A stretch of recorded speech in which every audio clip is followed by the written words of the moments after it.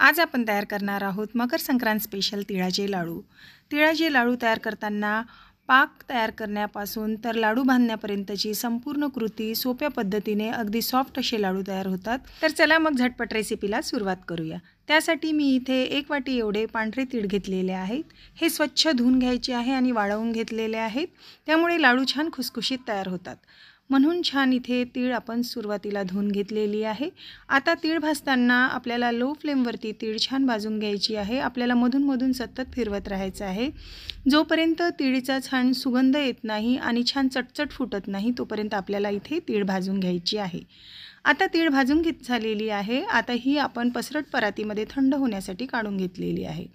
यानंतर इथे तेवढाच आपण जेवढी तीळ घेतली 1 वाटी एवढा गूळ मी छान इथे असा कापून घेतलेला आहे। गूळ कापून घेतला की वितळायला लवकर मदत होते। आता यामध्ये मी 1 चमचा एवढं तूप घालणार आहे आणि छान असं आपल्याला सतत मिक्स करत राहायचं आहे। जर तुम्हाला वाटत असेल की गूळ पटकन वितळावा तर आपल्याला इथे अगदी पोहे खायच्या चमच्याने अर्धा चमचा एवढंच पाणी घालायचं आहे। मी इथे बघा हाताने असं शिंतोड्याने थोडं पाणी घालत आहे।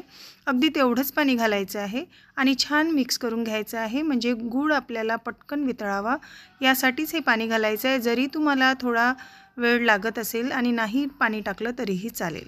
गूळ इथे पूर्णपणे आपण मेल्ट करून घेतलेला आहे, पूर्ण वितळलेला आहे। असा चिकट पूर्ण पाक तयार झालेला पाहिजे। यावरती छान असे बबल्स आलेले आहे म्हणजे गूळ आपला पूर्णपणे व्यवस्थित शिजलेला आहे। आता यानंतर ही जी भाजलेली तीळ आहे ती यामध्ये घालायची आहे। यामध्ये आपल्याला म्हणजे आवडीनुसार इथे शेंगदाण्याचे भाजून शेंगदाणे त्याचे असे छोटे छोटे तुकडे करून ते पण आपण यामध्ये घालू शकतो। ते घालायचे आहे आणि छान पटपट आपल्याला इथे मिक्स करायचं आहे। हे सर्व आपण छान मिक्स करून घेतलेलं आहे। आता हे मिक्स झाल्यानंतर आपल्याला पसरट अशा परातीमध्ये हे संपूर्ण मिश्रण काढून घ्यायचं आहे। यानंतर आपल्याला लगेच लाडू बांधायला घ्यायचा आहे, फक्त त्यावरची वाफ जाऊ द्यायची आहे। आता इथे लाडू बांधण्यासाठी मी हातावरती इथे चटके लागू नये म्हणून पाणी लावलेलं आहे आणि आपण चमच्याच्या मदतीने हे मिश्रण हातावरती घ्यायचं आहे।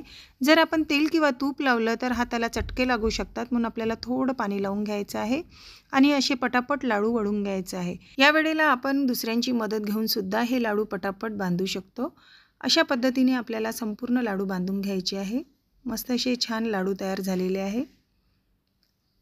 संपूर्ण लाडू मी इथे याच पद्धतीने बांधून घेतलेले आहे। जर तुम्हाला मिश्रण कडक वाटत असेल आणि लाडू वळल्या नसेल जात तर तुम्ही हे थोडं गॅसवरती कोमट करू शकता आणि पटापट परत लाडू बांधून घेऊ शकता। असे पूर्ण लाडू बांधून घेतलेले आहे। बघा छान लाडू तयार झालेले आहेत। थंड झाल्यावरती लाडू इथे मी फोडून दाखवते। बघा पटकन तुटतो, छान असे खायलाही एकदम मस्त मऊ असे लाडू तयार होतात। या पद्धतीने लाडू जर तयार केले तर अजिबात कडक होत नाही, परफेक्ट असे लाडू तयार होतात। तर तुम्ही ही लाडूची रेसिपी नक्की ट्राय करा। लाडूची रेसिपी आवडली असेल तर लाईक शेअर करा। चॅनलला सबस्क्राईब नसेल केलं तर सबस्क्राईब करा। व्हिडिओ पाहिल्याबद्दल खूप खूप धन्यवाद।